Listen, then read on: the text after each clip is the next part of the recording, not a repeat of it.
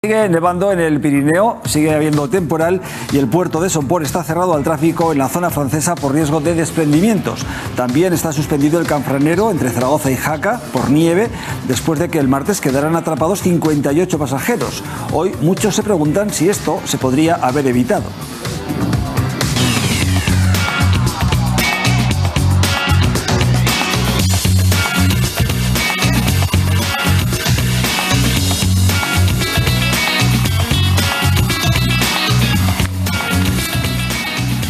Pues así viene la actualidad y estos son algunos de los asuntos a los que hoy buscamos ese punto de vista más ciudadano. Hoy lo vamos a hacer con María Jesús Lorente. Muy buenas tardes. Buenas tardes. Gracias por acompañarnos. Gracias. Gustavo García, bienvenido también. Hola, buenas tardes. Sara Jiménez, muy buenas tardes. Buenas tardes. Lucas Aiza, bienvenidos. Muy buenas Vamos, tardes. si os parece, lo primero al Pirineo, porque como les hemos contado, allí continúan esos problemas por la nieve. Ya saben que el puerto del Somport está cerrado desde anoche en la vertiente francesa, sobre todo por riesgo de desprendimientos.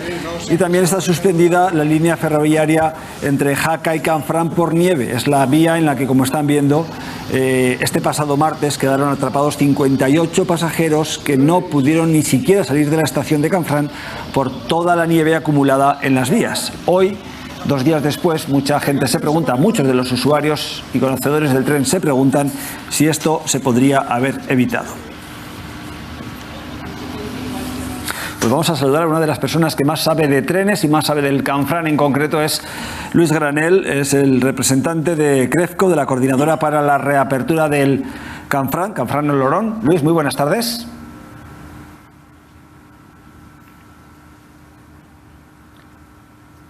No sé si nos oye. Hola, buenas tardes. Sí, nos oye Luis. ¿A qué se debe la suspensión del Canfranero, Luis? ¿Se debe al temporal, a esa acumulación de nieve o a que no se ha hecho un buen mantenimiento de la línea y del tren? Evidentemente ha nevado, una nevada importante en el Pirineo y la nieve está en el origen del problema, pero esa nieve se puede retirar, igual que se retira en las carreteras, se retira y se ha retirado toda la vida en las vías de ferrocarril. Hay un evidente problema de falta de material adecuado y muy probablemente de falta de personal. Entonces, a tu juicio, ¿esto se podría haber evitado? ¿Hoy los usuarios podrían haber cogido el tren y haber llegado hasta Canfranc?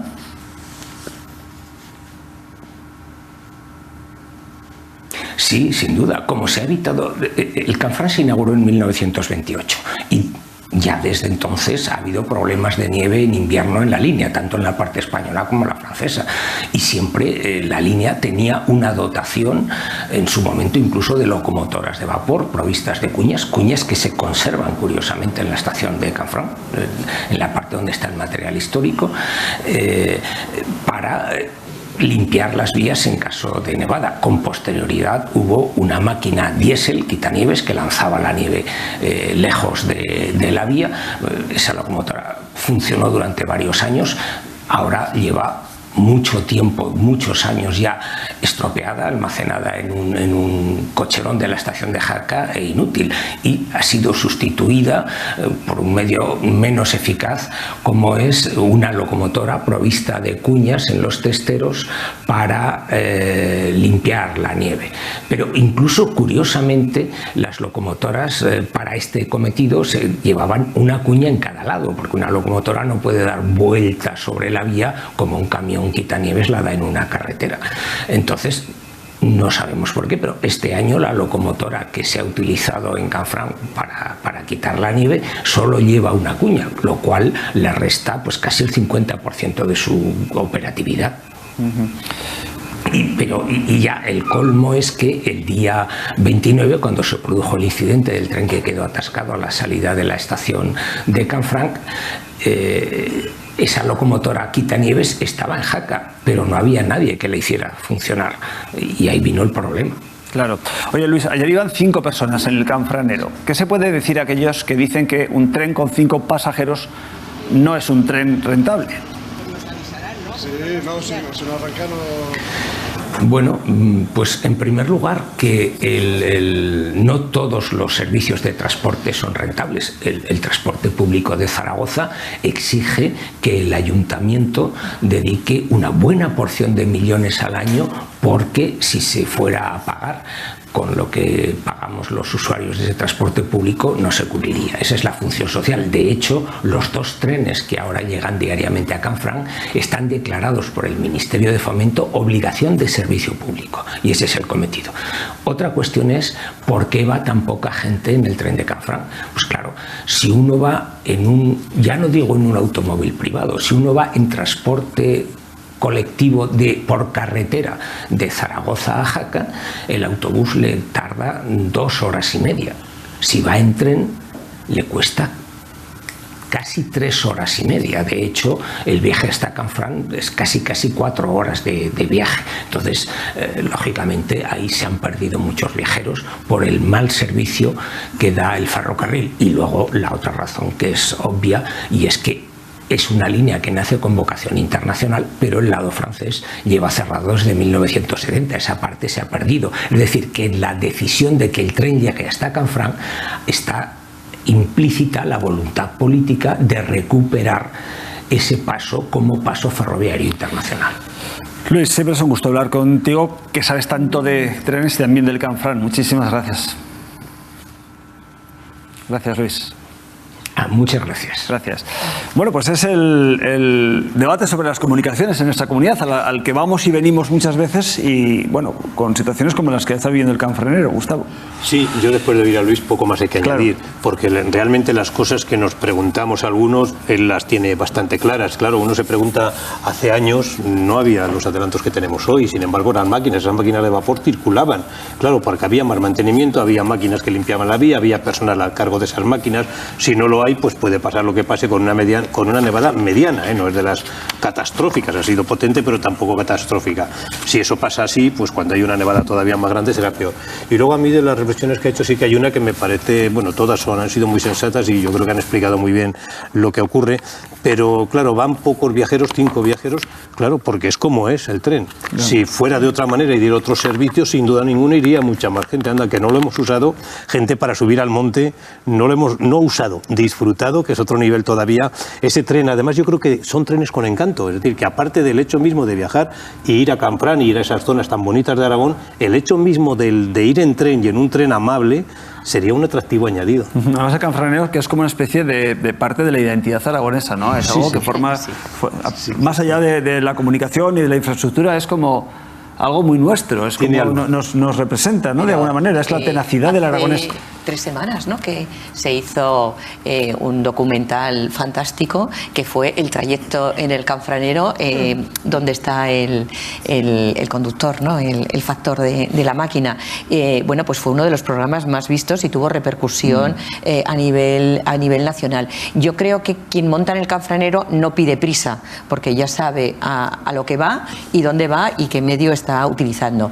Lo que a mí me ha parecido muy interesante la posición, ¿no?, es que es un servicio público, que es que eso no se nos puede olvidar. O sea, no estamos hablando de rentabilidad, esto no es el AVE, y esto no se ha construido con el afán de tener rentabilidad como tiene el AVE, y que además ahora resulta que el AVE tiene que hacer un EVA, ¿no?, un low cost de AVE. Estamos diciendo que hay gente que vive en Canfranc o en Jaca o en Huesca que lo tiene que utilizar, y que no solamente es para los montañeros o la gente que quiere tener ese servicio el fin de semana, que es un servicio de utilidad pública, como tiene que haber un transporte. Entonces, porque haya 2 viajeros sale mejor, le sale más rentable a Adif y a Renfe utilizar un coche. O sea, ya no estoy hablando ni de poner un autobús, es que pone un vehículo de transporte con conductor y le sale más rentable traer a esas 2 personas a Zaragoza. Eso es lo que tenemos que reivindicar, la utilidad pública de ese tipo de servicio. Pero hacerlo además, no sé si rentable, pero que sea atractivo para más gente, exacto, ¿no? Que no solamente sean 5 los usuarios del tren. Pero si es un servicio casi turístico, igual no hay que exigirle servicios, calidades y velocidades de un bien público de primera necesidad con frecuencias de AVE. No, es que igual es otra forma de viajar. Es que es otra forma. O sea, antes hablabas de 1900. Sí. Claro, esto es un viaje tranquilo. Eso es tienes alternativas. Exacto. Si lo que tienes es prisa y necesidad de llegar, hay alternativas. Antes no las había. Entonces yo creo que es la pescadilla que se muerde la cola. Pero el tema es que tú no lo puedes coger y quedarte colgado, porque es que tiene todas las semanas una avería. Entonces, eso tampoco lo puedes vender como calidad de turismo, o sea, como calidad que vas a dar a la persona que va a ir. Turismo de aventura, casi. No, hombre, sí, esto es como el viejo que se haya fomentado mucho el turismo a través, o sea, que la finalidad que se tenía también el paso con Francia, incluso escolarmente, cuando antes se ha dicho símbolo de identidad, los escolares, al menos en mi ciudad, en Huesca, sigue una de las excursiones es coger el canfranero, ir hasta Canfrán, conocerlo, o sea, que yo también creo que nos deberíamos cuestionar si no es un bien que hay que potenciar desde el turismo, ver esas relaciones con Francia igualmente, o sea, realmente cómo se puede impulsar algo que tiene mucha historia, que tiene mucha trayectoria y que, como en otras cosas que nos pasa en Aragón y en la provincia, por ejemplo, de Huesca, es que lo dejamos un poquito ahí abandonado y desde mi punto de vista poco rentabilizado. Claro. Pero fíjate, Aranjuez, con el tren de la Fresa, ha visto ese potencial que había, era una línea que iba a desaparecer, que no tenía razón de ser, y ahora, por ejemplo, los fines de semana... Es otro enfoque. Claro, sobre todo porque aquí lo que se intenta es reabrir la línea internacional,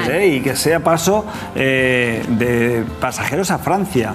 No, que no quede como un tren histórico, cultural, que también, sino una cosa es un recurso turístico y otra es un bien público de transporte de pasajeros, que es distinto. Pero pueden tener las dos utilidades, o sea, porque desde luego no necesitamos un AVE a Canfrán, de momento por lo menos. Lo que necesitamos es ese tren que une, o sea, que es un servicio público, pero que es al mismo tiempo un atractivo turístico. Mencionabas el programa de la televisión, ha tenido un impacto como algo absolutamente innovador, novedoso en programas televisivos y un éxito tremendo, ¿no?